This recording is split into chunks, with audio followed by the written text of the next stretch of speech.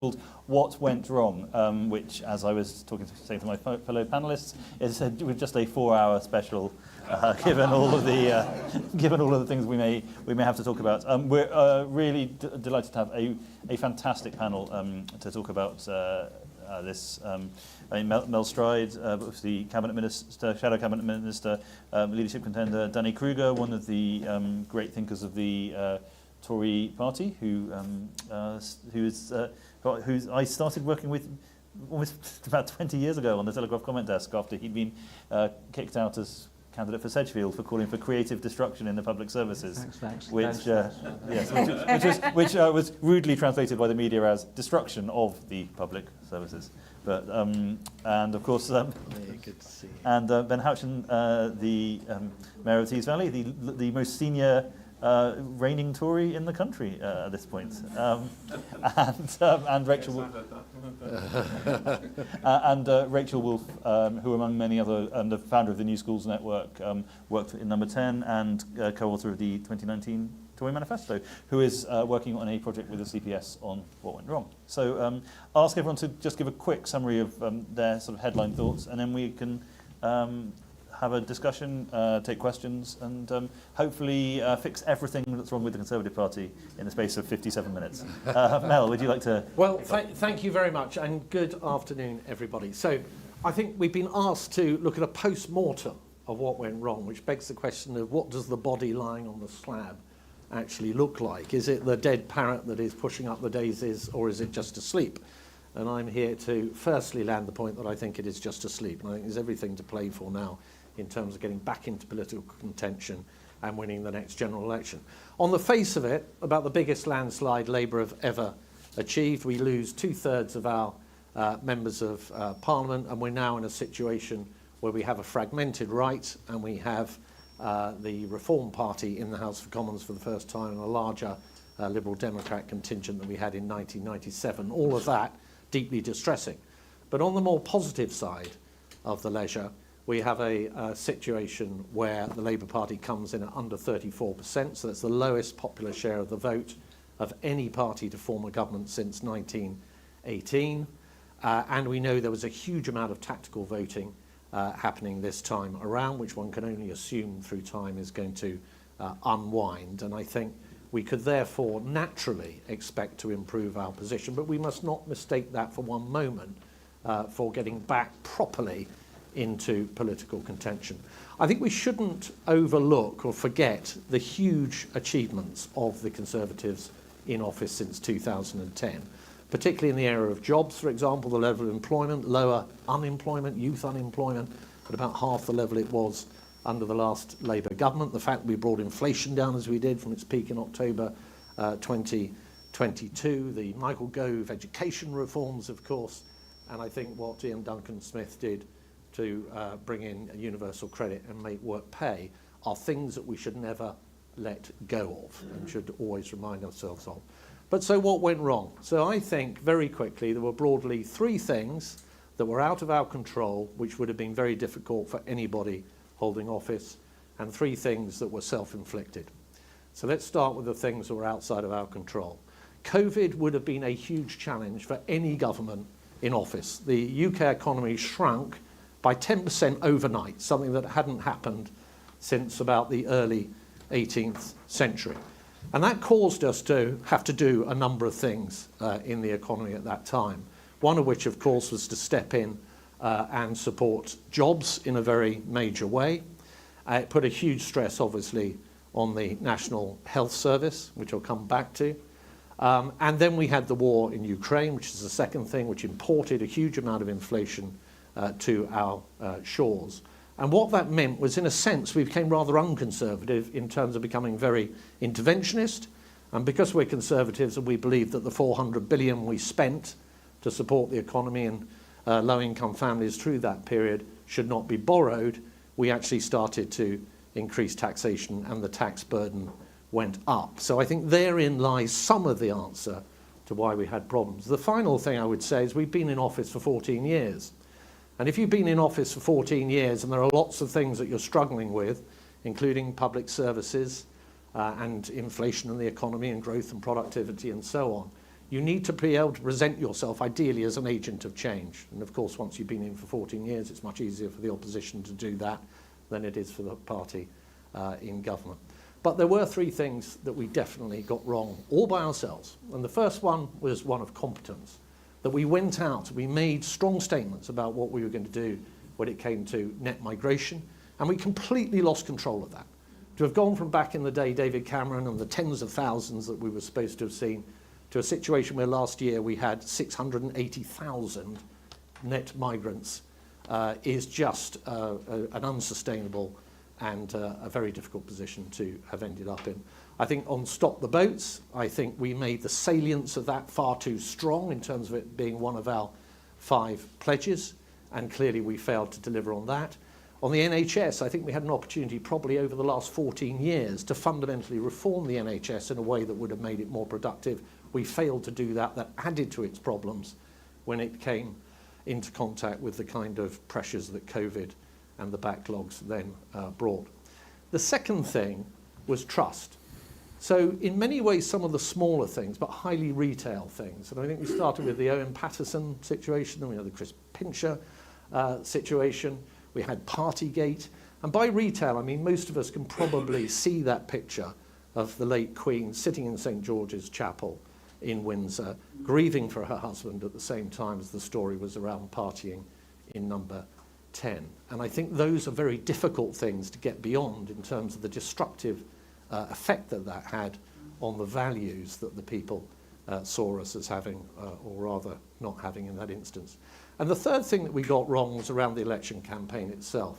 So firstly, the timing, I think, was very questionable at the end of the day. Should we have gone as early as we did? I think there were arguments for that. It may be that there were tensions within the parliamentary party that we're not in this room entirely aware of, but may have been an argument for going earlier to avoid strife. It could have been that we would have walked into a period of months of lots of industrial action happening. It could have been that those Rwanda flights in July may not have got off the ground. So there are all sorts of things that we're perhaps not focusing on right away at the moment, which may have been in play. But at the end of the day, we certainly managed to not just surprise the Labour Party, but we actually surprised our own party, unfortunately. There was also all the blunders, the missteps, the rain on the Prime Minister in Downing Street when he came out and announced the general election, what happened when he left Normandy early, and I was generally the cabinet minister that was sent out to explain all these things away on the national media, so I remember them extremely well. And of course, Bettinggate, betting on the date of the election, once again, highly retail, disgusted people and so on and so forth. And I think if you add all those things up, you get to a very confused picture of what being a Conservative is all about. And people in the end just didn't know what we stood for. The final comment I will make is that going forward, we've got to address a lot of individual policy issues, but the one thing we've got to come up with an answer to is how we get growth and productivity back to the kind of trend it was on before the financial crisis in 2008. The significance of that is that if we had already achieved that from when we came into office in 2010, the economy would be about 25% bigger than it is now. So when we talk about social care or reaching out to young people or doing all the things we want to do as a party, the root of solving those problems is fiscal space and is the economy. So we've got to come up with a really bold, imaginative plan that's going to be about growth and productivity. And I think I'll stop there. Thank you. Thank you, Mel.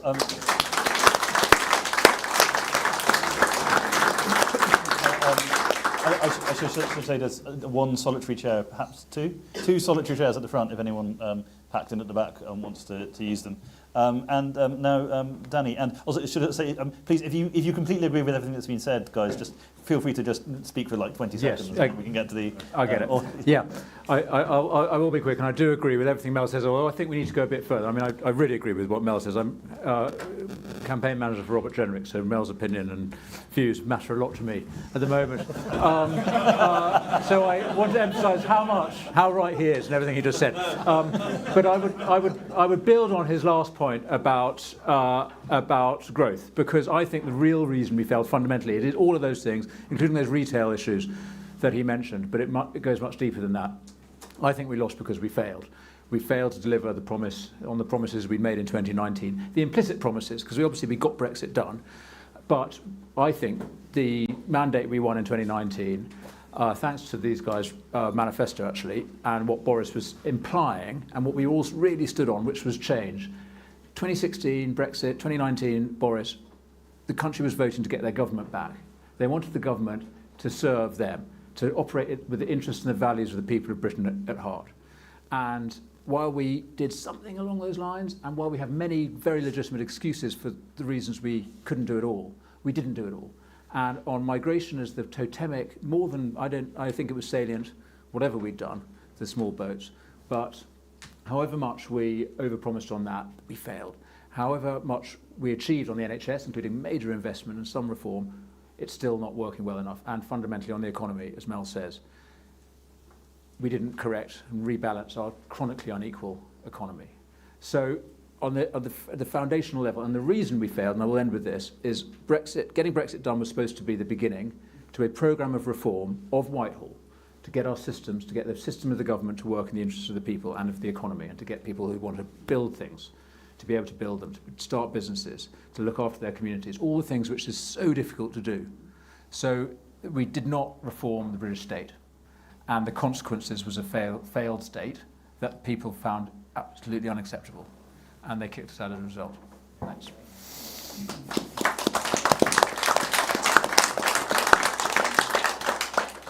Rachel. Yes, you want me to be brief, right? You can be long, you can be brief. We all agree then that we lost because we made promises we didn't deliver on, and that the core promises were immigration, the NHS, and the economy. I think everyone's basically said that. That's clearly true.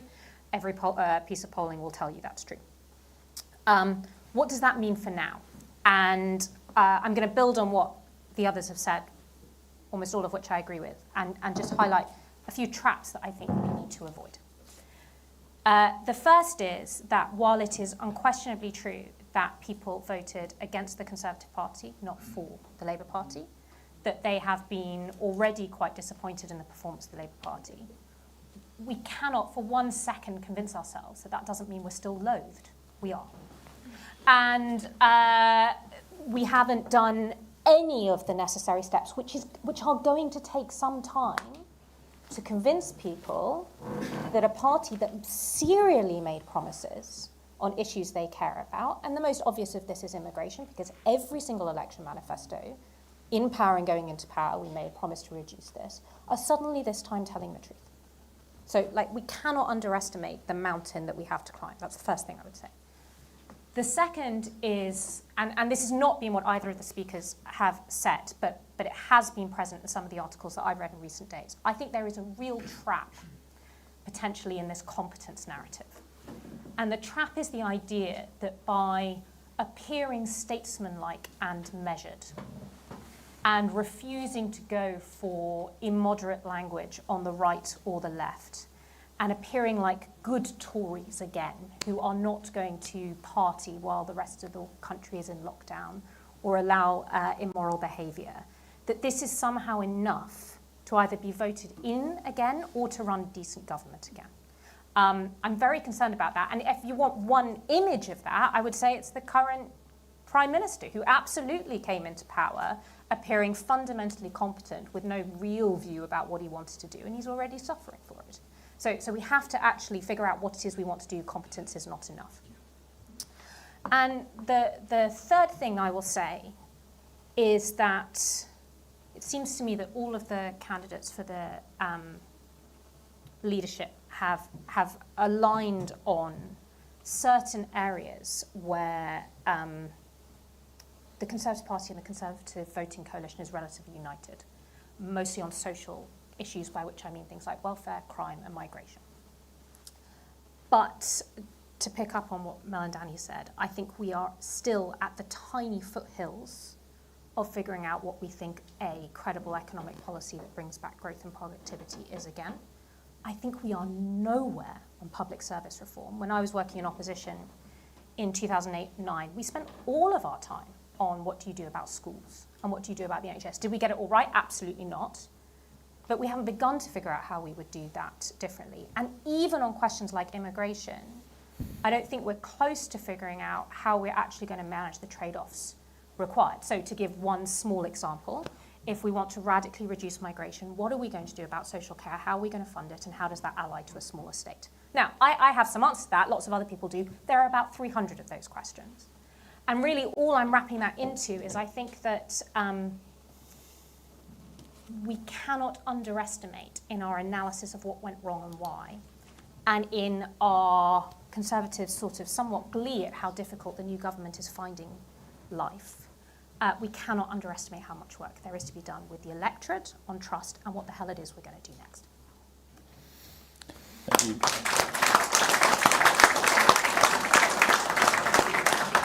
Thank you. And now here's Ben to do the sunny optimism. The problem with going last is particularly on a panel like this, is you end up, as you rightly said, Robert, repeating what everybody else has said. So I think quickly, just to add to all of the comments that I agree with, one thing that does frustrate me, to start slightly optimistically and probably end slightly pessimistically, one of the things that I didn't think went wrong was 14 years of Conservative government.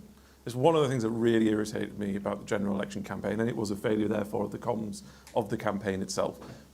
People were pretty happy with 10 years of a Tory government. We won in 2010, 15, 17, and we won a massive majority in 2019. So people were pretty happy going into 2020, given everything that had happened, given Brexit, given absolutely everything, that they wanted the Conservative government at the time to succeed. Now, there is therefore an argument what happened in that time post the 2019 election, which I think has a lot to answer for, including all of the things that Mel said, particularly things around COVID. I mean, when you go and spend nearly £500 billion on the economy and expect no blowback from that, and then don't communicate to the public the economic impacts that things like the COVID bailouts and the £500 billion that we spent have on an economy, then you can expect to be blamed for that.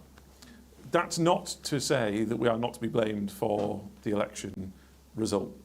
The result is 100% the failure of the Conservative Party and the Conservative government, and we have to own that.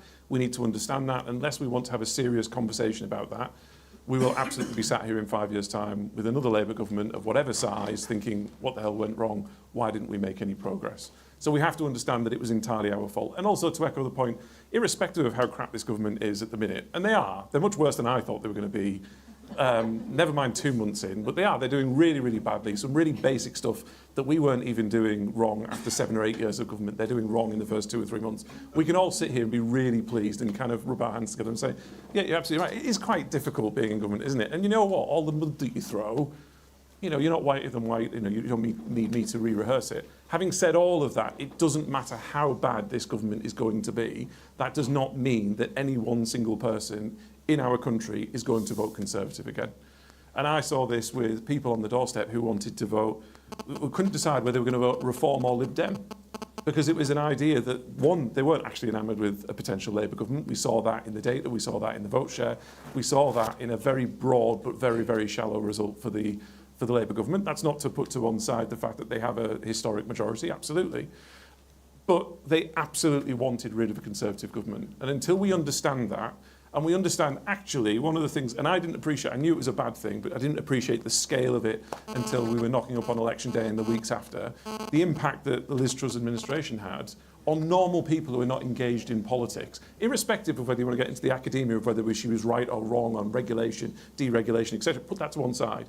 You knock on somebody's door who doesn't engage with politics except for a general election, and they say, my mortgage rates have gone up, interest rates have gone up, the cost of my shop has gone up.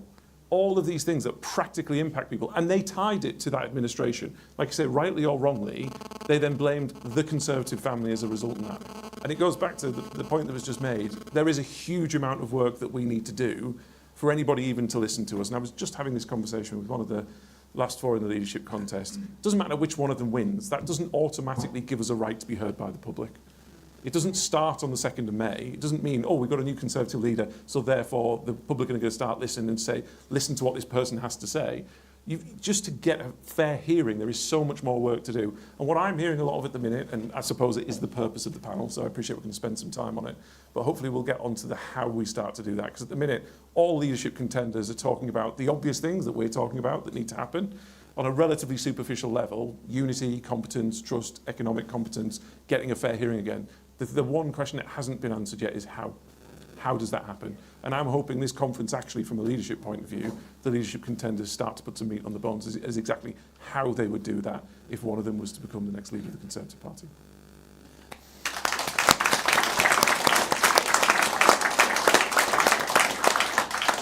So one thing that, I mean, it's really interesting, I mean, to hear what you're saying. And it's interesting to hear that, I mean, I know Mel mentioned this, and maybe you all agree that you know, the campaign itself hasn't come up as much as I was expecting. But another thing which hasn't come up, which is very big in the leadership bids, is the state and structure of the party. I mean, Ben, you fought campaigns recently. Danny, Mel, you were out there. And what was it like what's it like now being a Conservative candidate and trying to reach people, trying to have the machine around you? Is there a sense that people are looking at you like a stranger in a strange land, or do you know that you yeah? I mean. Well, quickly, I mean, the experience of the campaign was remarkably enjoyable, and we kept reminding ourselves this is probably because people have pity on us. You know, when they're going to vote for you anyway, and they might give you a hard time. So I had very little, I'm sure Mel is the same, very little personal aggro on the doorstep. But the question of whether the campaign itself, the stuff that went on in the campaign, it was not helpful for me. I represent more soldiers than any other MP. I'm basically the MP for Salisbury Plain. And in the middle of it, the Prime Minister goes and insults the entire military community. So that was unhelpful. But actually, it was okay. I mean, that passed. Everything. I mean, I actually think it was much more profound. I think people had made their mind up in advance. They were going to reject us. Yes, and I totally agree with, I think Ben just said it, Lib Dem or Reform, they could go one way, could go the other, and they went for the same reasons. Just had enough of us. And then in terms of the machine and the support, it was okay, actually. I don't want to blame CCHQ. I mean, I think we've got some profound problems with the party structure and organisation from top to bottom. I think, as ever, the party's too centralised. We could get into this. I mean, I think we actually empower our membership, not disempower them. But I don't want to point fingers at CCHQ. I think they did their best in a really, really tough election. I think the problems are much deeper, and they go back well before 2019. They go back to the long tail of 2008, and our failure to redress those essential structural problems in our country. Mel, Ben, would that? Yeah, no, I'd agree with that. I think the thing that struck me in the election locally where I was the extent to which people would readily vote tactically to keep us out. Didn't matter. I was seeing signs in windows saying the tactical vote here is Labour. You know, I mean, that was happening to a big degree.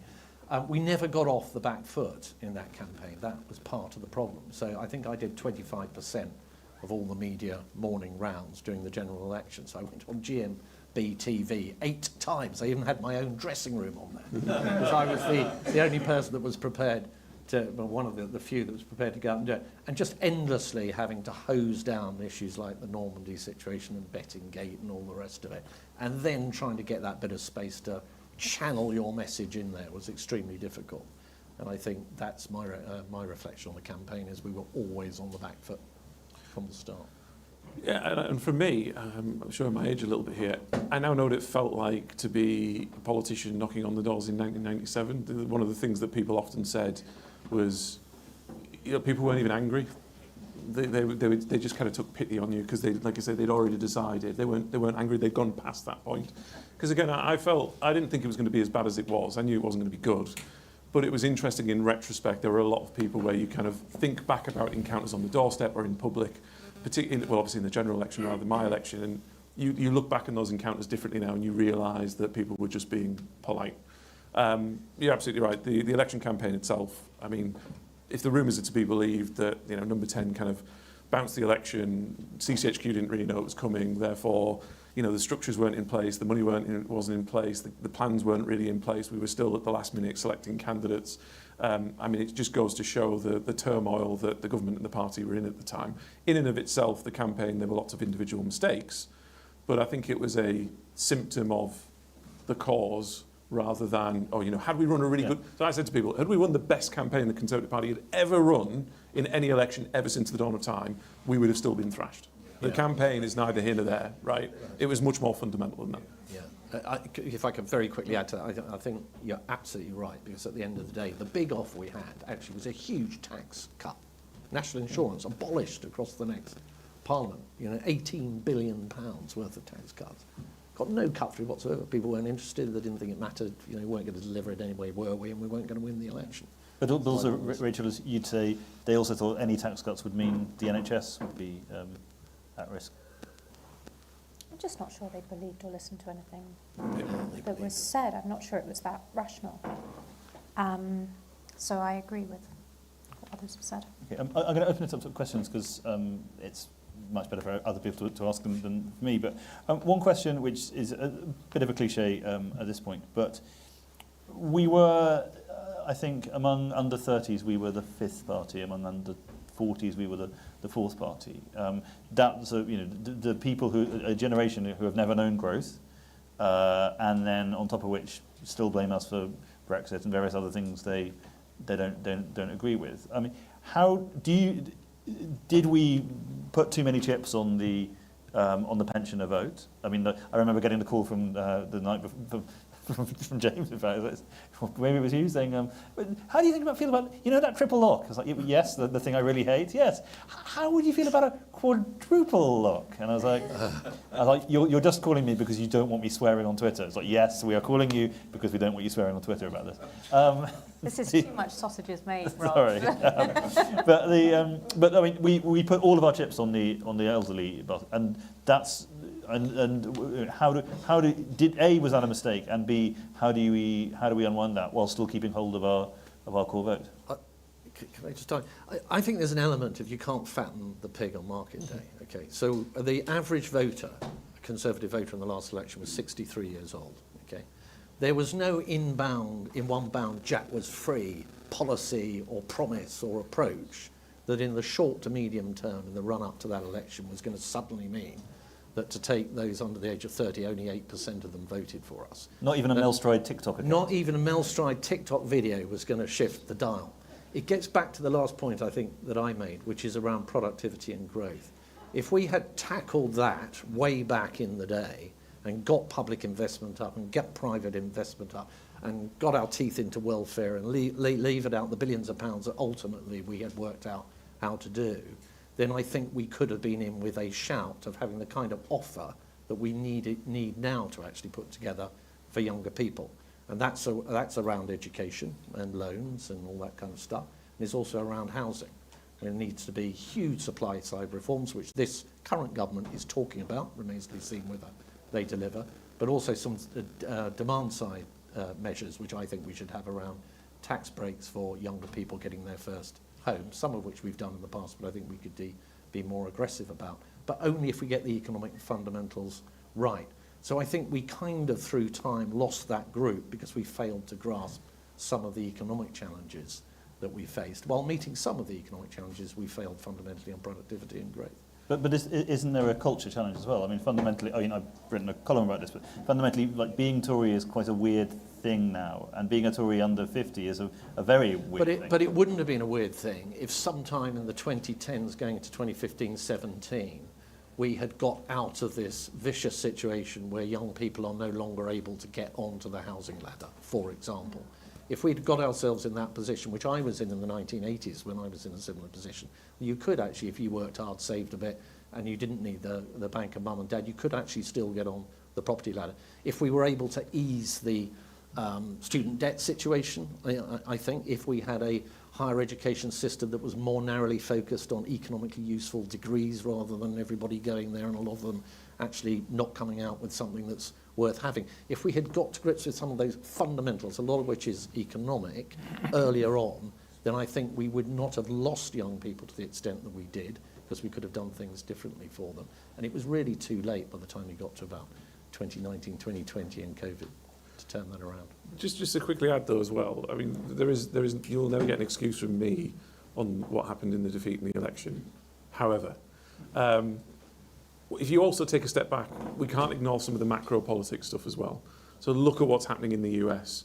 The Democratic administration is absolutely being hammered on the economy around inflation. There's a lot about young people not being able to get on the housing ladder. There's a lot about student debt relief. You look at the Germans, you look at the French, the Italians, look what's happening in Canada. So we almost walked into this perfect storm of us being absolutely terrible, incompetent, losing the trust of the British people, all of the things that have already been set out, with this global macro issue as well that really is a consequence of COVID and the effects that we're still feeling, of all administrations in the Western world in power that are also feeling the effect of that as well, irrespective of how competent or incompetent they've been. And so I think that really then led to the scale of the result that I don't think anybody really foresaw. I mean, we all knew it was going to be bad, like I say, but I don't think anybody really foresaw the scale of that result realistically. Rachel, Danny? Yeah, I mean, I agree with what Ben said, and I guess one of the things that puzzles me more than why young people aren't voting Conservative is when you look at the rest of Europe. Why aren't more of them voting Reform? Like, young people, particularly young men, but not only young men, are actually driving populist votes in a lot of other countries. They're not here. It's not obvious to me. Both to the left and right. Like Both to the left and right. Germany, but Spain, also to the right. So they are to the left here, right? Yeah. You are getting young voters for more left-wing parties. We're seeing more of that now, though. There was a poll, I think, that just came out today or yesterday of under 25 voters. It was something like 22% were going to vote Reform, And I think second largest behind Labour. And I think in the not too distant future, if nothing changes and Labour continue to be as bad as they've been in the first couple of months, you will see Reform be the most popular party with under 30s in the coming months. I think that's absolutely true. They are I think even in the last election, the under 20s, Reform did extremely well. So, and I guess the question of that is why, if we're going to talk about how you get back young voters. And they are relatively low tax.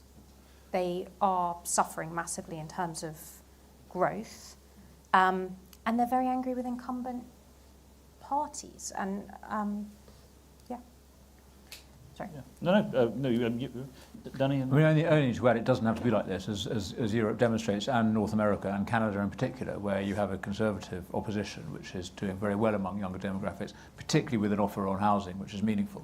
So if there's a single thing that we can get right in that space, we have to be credible with it. But if we can demonstrate that we absolutely can grow the housing supply, reduce the cost of housing for young families, for young people, then I think we're in with the... Do you think we should be willing to junk some traditionally Tory seats in order to get that?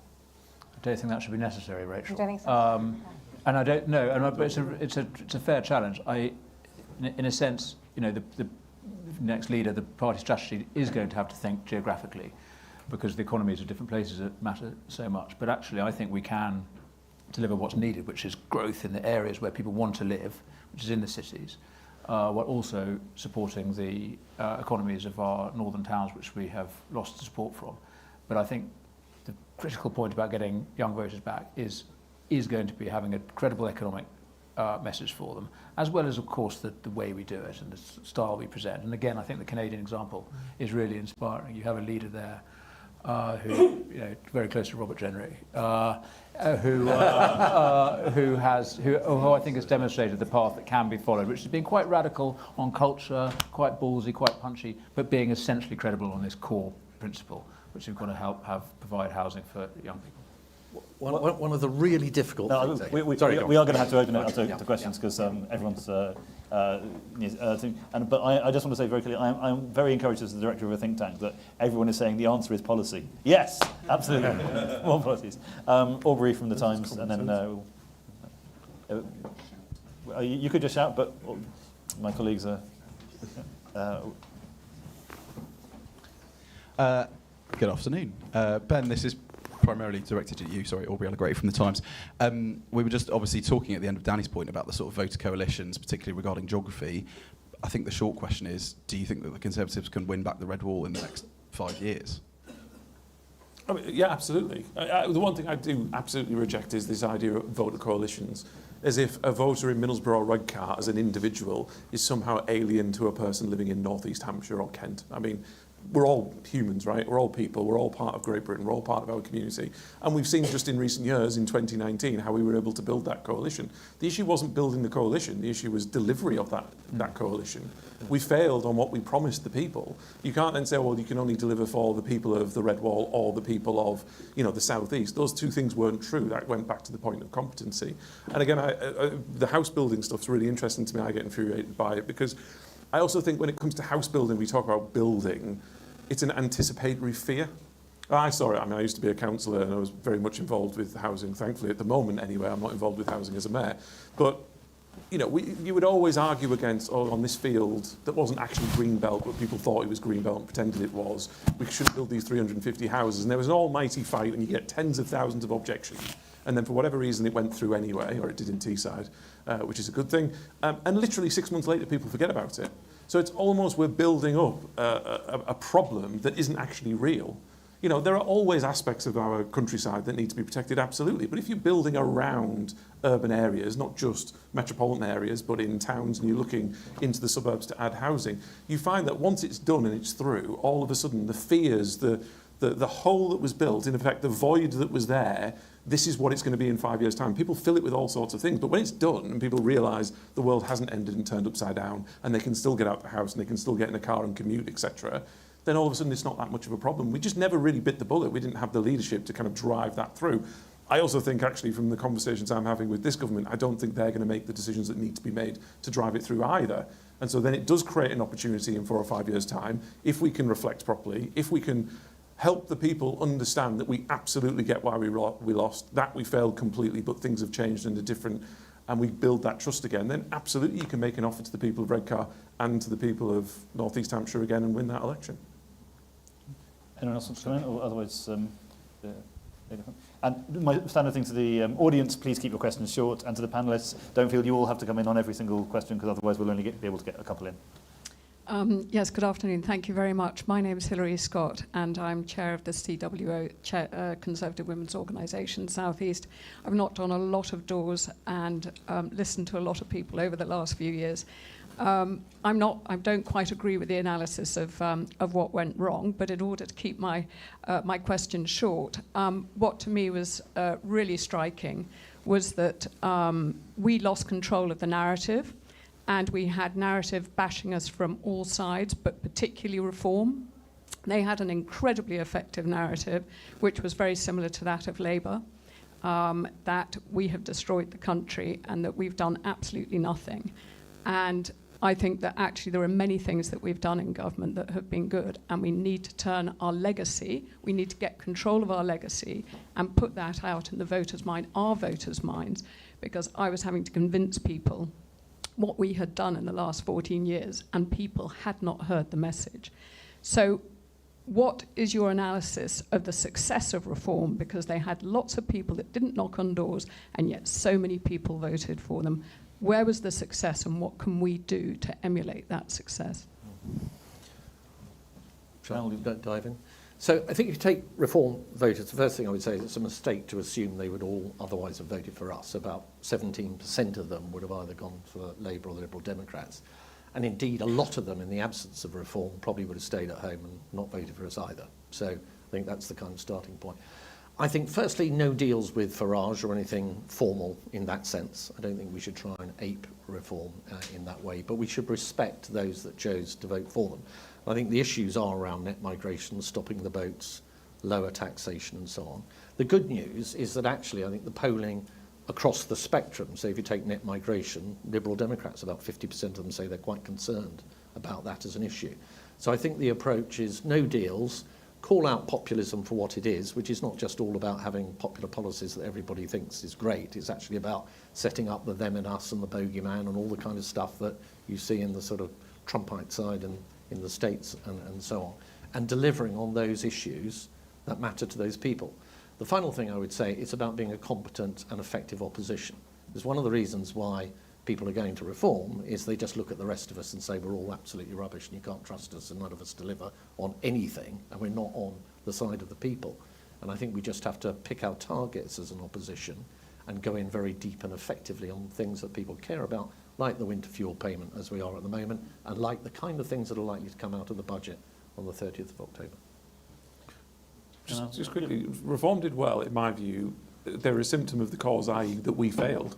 They're very good. I mean, Nigel Farage is very good in opposition. He can identify a problem and he can communicate that very effectively. I'm not sure they've necessarily got the solution. So it was because we were poor that they were able to capitalise. If we weren't terrible, it wouldn't have created the environment for Reform. But also, just to reinforce what Mel said on a specific example, Simon Clarke, who was the MP in Middlesbrough South and East Cleveland, unfortunately lost his seat in the election, did not have a Reform candidate, lost by 100 votes.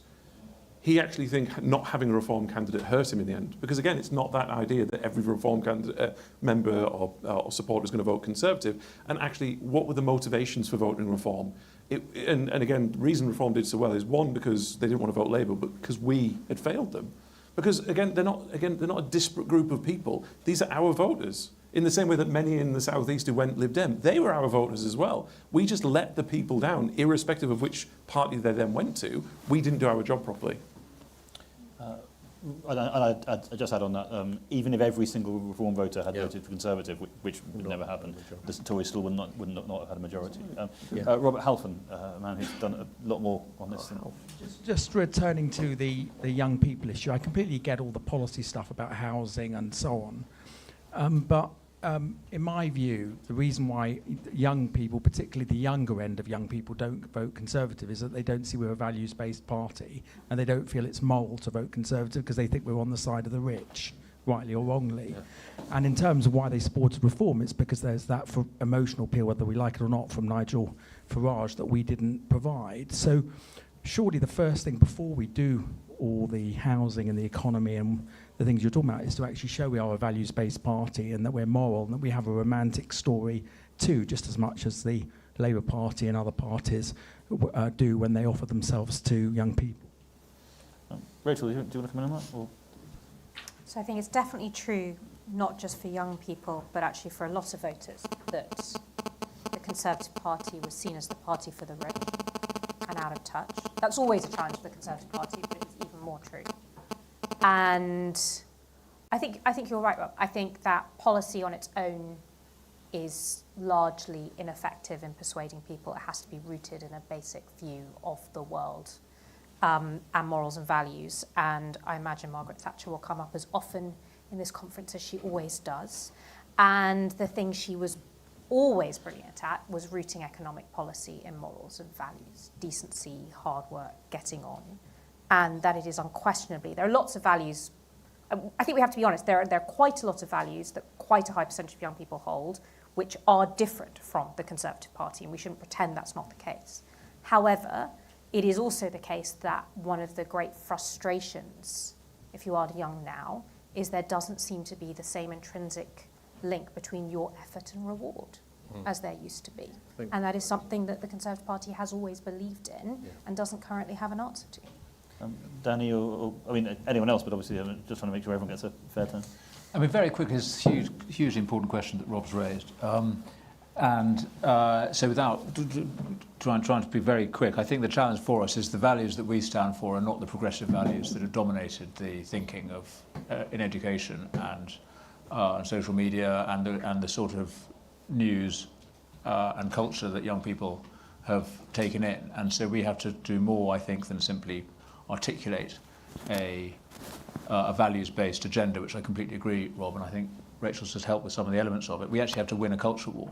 We actually have to win a battle in the culture so that a new generation of young people recognise the significance and the value of conservatism. So there is an air war that has to take place that will precede that switch. And it's a challenge for us because I love your framing of it, Rob, as ever, talking about the romantic story of conservatism. This is a complex set of ideas to convey, but it is the right one. And actually, I do think there is a growing, I mean, I might be projecting, but I imagine, I believe, and I see actually, a desire for some of those, what we think of as small c conservative values of rootedness, of responsibility, of the virtues, actually, of honour, duty, these Victorian ideas that I think would resonate if we conveyed them with authority, with authenticity.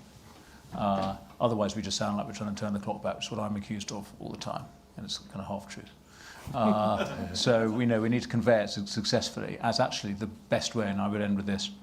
I actually think the modern world is one in which we can deliver those old-fashioned ideas where people they can bring up their family well, they can be part of a community that is genuinely sustainable, that has a sense of rootedness, they can believe in their country. These old-fashioned ideas actually are totally compatible with the modern age, and technology can help deliver them. That is the complicated set of ideas I think we have to convey, rather than just we're the party of progress in the future, which is what the left managed to argue. I think just quickly, Rob makes a great point, because irrespective of policy, and Mel made the point, we had some very good things in the manifesto, but nobody was interested. politics is about hearts and minds, and it's about storytelling. And one of the things that we need to do, and we did it extremely well actually in 2015, I think it was in my time in politics, and it was the best way of conveying it, is how do you take conservative values and rather than moving in your principles and morals, how do you adapt them and tell that story so that they mean something to people? So it's not about having to move where the centre ground is, all of these kind of slightly, I think, technocratic conversations. It's about, we know roughly what a conservative is, right, broadly. But what we failed to do, certainly since 2019, we failed to be able to tell that story about why that was important to people in the street. We lost control of that narrative, that led into the election. And so people didn't know what a conservative meant anymore. We became this kind of technocratic government, and people said, well, we don't really know what you're about, because there was no story, there was no winning the hearts and minds, there was no grounding in that. Smoking bans and maths to 18, apparently. Sorry? Smoking bans and maths to 18. Well, all of that. But again, this is what we get hung up on single policies. It's not about that. People don't go out and vote on specific policies in and of themselves. It's about how you make people feel. Do you identify with them? Can they identify with you? It's the hearts and minds point, because we've got to forget, we're all in a conference here, we're all interested in politics. Most people in this country don't know the Conservative Party conference is even going on. Most people don't want to think about politics at the minute. So how are you reaching out to those people in a roundabout way over the next few months, because they might just come into contact with politics over the next few months, where they just feel like, you know what, the Conservative Party, they're starting to get it again. How do they get it? That's not about national insurance cuts. It's not about house building per se. All of that has a role to play. But how do we get the public to start listening to us where they go, you know what? It seems to me like the Conservative Party is starting to get it again. And at the moment, they don't. Loads more people ask this question. Yeah, I mean, yeah. I'm not quite sure where the microphone is, but yeah. So one of the people near you. Oh, there you go. Thank you very much. As someone in that 18 to 25 age bracket in the room, I'm quite curious on the young person conversation and that idea that about values and conservative values applying to young people. Obviously, I think one of the great successes that the Conservative Party should celebrate from the last period in government was doubling the size of the employee ownership sector in terms of the Finance Act 2014, that John Lewis economy that was talked about during the coalition, support for co-ops and mutuals. So we know that young people want more ethical, they're more ethical in terms of their shopping, they want to see values in everything. So what's the panel feel about in terms of the Labour Party has a pledge to double the size of the cooperative sector? That may be very hard and almost impossible to achieve. How can Conservatives latch onto that and use that to put forward values of ownership that is so essential to young people want to hear about how they can own their local community pub, they can own their local community football club, and co-ops and mutuals could be the answers to that, and hopefully Conservatives could really champion that over the next period in this Parliament. Very quickly, thank you. So it's great to raise that point. I think one of the great shames for me in the last period was the abandonment of the big society. I actually thought, forget the comms, forget the way it was presented, might have been seen as cynical, maybe it was cynical among some people, but the ideas there, I thought, was, in a sense, what I was trying to get at was an authentically quite romantic idea of conservatism that was particularly appropriate to the modern age. So the whole mutualisation in the public sector, which David Cameron used to talk about, that just fizzled out. The employee ownership, again. I mean, these are not the answers, I don't think, to the productivity and growth challenge, although in some places they are, because particularly in some of those left behind areas, it is those social enterprises, those co-ops that can actually drive employment and growth. But I suspect it's somewhat, Mel would say, probably peripheral to the essential challenge of driving productivity, but it is a big part of the narrative. And I also think it's a big part of the challenge we've got on public service reform, because people do not want to see us, dismantling the public sector and sort of selling it off to PLCs. But I think they would be open to the idea that we should have more genuine control, ownership and responsibility at grassroots level on the front line. And as we did, empowering collectives of nurses, doctors and of course schools, teachers to run public services locally. So I agree with you. Yeah, is Danny just talking nonsense? No, he's talking about something that's really important. And I think we did do a fair bit of that, but it got lost in the, went down into the noise floor with all the other things that we've been discussing. But I think to this point about being the party of the wealthy, the problem is, and I noticed, I put my glasses on actually, so I couldn't quite see at the back, but I think David Willits is here. He is. Who has written very intelligently about what has happened to younger generations in relation to older generations. It's not all about looking after pensioners. It's about stagnant real incomes over a long period of time, which have benefited younger people, but they've been stagnant nonetheless, and a huge explosion in the level of wealth, which has largely been owned by those who have passively sat on assets like housing. So it seems to me that the answer, or the root of the question, as I think we've been kind of saying collectively throughout this discussion, is how do you get a situation where a young person gets out of bed in the morning and thinks of the Conservative Party and says, that's the party that's on my side in terms of connecting me with this growing wealth that there is in the economy. So it's not all going to older people by way of the defined benefit pensions that they benefited from and I'm not now benefiting from, or in terms of the property that they bought back in the 1960s and are worth millions and I can't even get on the property ladder. I think if you can have a compelling offer there, which is largely an economic thing because it'll need funding, then I think you could start to move the dial. The final thing I would say is it has to be a credible offer fiscally. And to the Liz Truss mini budget point that was raised by Ben, he's absolutely right. We lost our mantle for economic competence in a very short period of time, and it will take quite a lot of time to get that back, and that's one of the biggest challenges we've now got over the next few years. I mean, one of the answers I would like the leadership contenders to give an answer to, because I do think it would address not just this with young people, but left behind areas. Dare we ever talk about levelling up of the Northern Powerhouse again, or the Great North, as we're now calling it, as a collective of mayors across country. And I think a very good Prime Minister once said, talent is equally distributed across this country, but opportunity is not. You answer that question, you unlock the potential of this country. You drag young people from Teesside or Bolton into the Conservative family. And we can do that in a free market, conservative way. But we're not giving that opportunity to people. We're not giving that excuse to people. We didn't over recent years. And again, that was one of our downfalls because we made that promise of being able to say we're going to address that problem and we never did. So if a leadership contender can grab hold of that and articulate the how and create the story and the hearts and minds behind that, then actually there is a way back at the next election. If not, then we'll be answering that question in 5 years' time and hoping that we'll come back in 10 years' time. The gentleman here.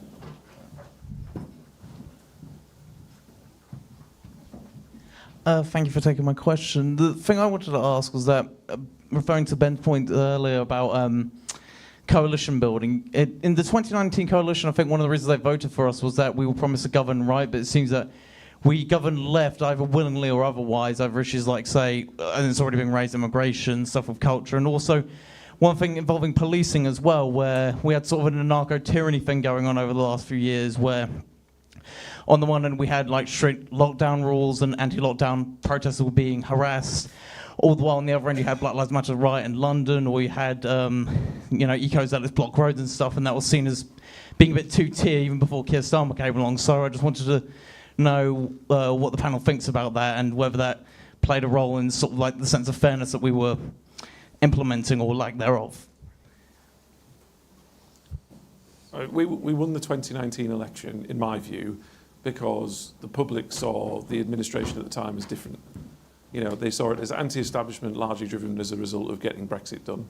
It absolutely bought into the idea, and I think people underestimate the idea that levelling up really was bought into in places across the country in the red wall areas. Our problem was we just didn't follow through. And this is one of the things that we found over the last 4 years. And it's one of the reasons I benefited a couple of months before the general election, is because we did what we said we were going to do. We promised exactly the right things in 2019. We just didn't deliver any of them.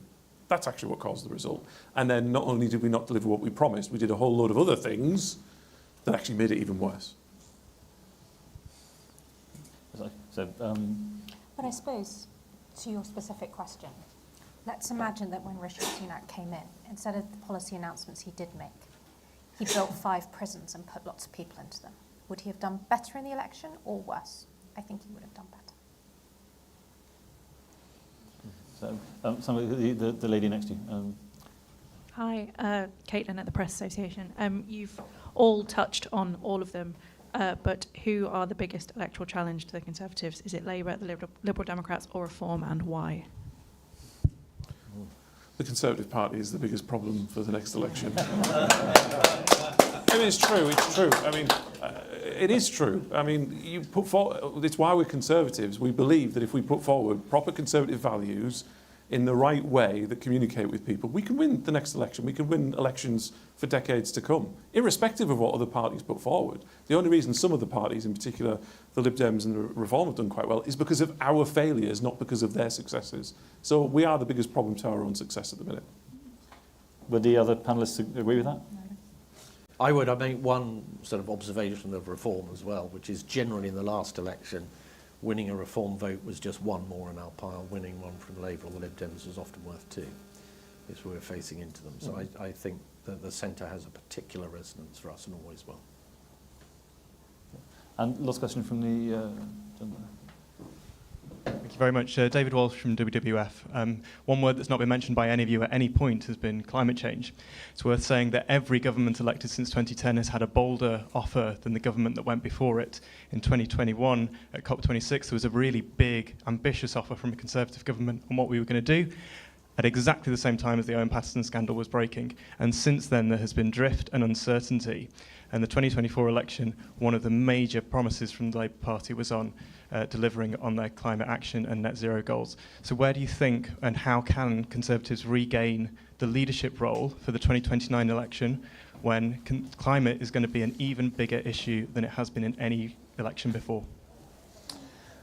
Well, that's a statement, that's a conjecture, whether climate change will be an even bigger issue politically in 2029 as it has been historically. My view is that the environmental lobby in politics overreached itself in the last Parliament, and where Conservatives have traditionally been extremely concerned about the environment and the issue around water quality, which affects us all politically, locally, about the health of the rivers, about soil, about the sustainability of our agricultural model, all of these crucial questions for Conservatives and for everybody, became overshadowed by this broader question about climate and the energy mix. And there we found voters saying, actually, they are just as concerned about the price of their energy as they are about climate change, and they recognise that actually the United Kingdom is not the great contributor to climate change that was sometimes presented. So I think it is understandable why that issue has actually dropped in salience politically for us. I think it is important that we maintain our commitment to net zero. The transition is going to be an extremely beneficial one for the UK when it happens, but it has to be done in a way that is consistent with people's, I think, very legitimate concerns about cost and about the right energy mix given the, frankly, embryonic state of some of the technologies. So, and I think we have more of an opportunity to attack Labour on their madcap schemes that Ed Miliband is now introducing, rather than seeking to follow them and the Lib Dems down that path. So I think the question is going to be significant, but not perhaps so in quite the way you suggest. Rachel, you've done quite a lot of opinion work on this. Yeah, I actually want to say this because we've all agreed with each other, and I kind of disagree with Danny on this.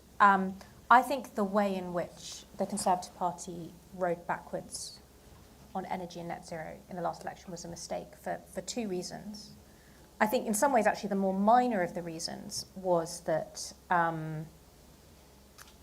the public remains supportive of action on climate. There isn't a big split on it. And I think actually the bigger of the reasons was, what else had we done exactly?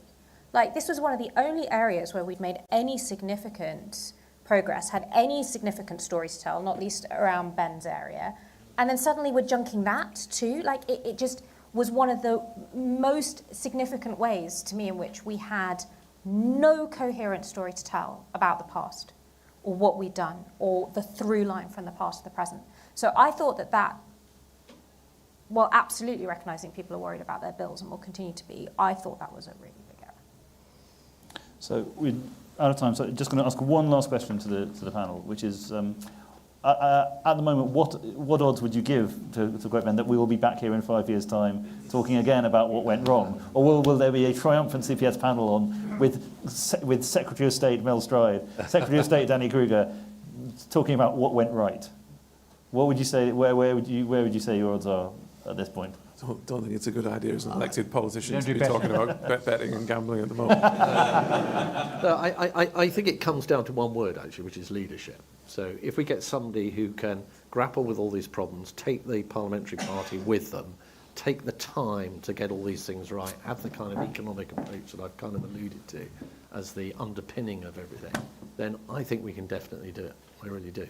I think we can get back. Look, say we were all socialists, right, heaven forbid, in 2019, we'd be sitting here and you would be saying, this is the worst result for your party since the 1930s. And yet, look what has happened 5 short years later. So we can get there.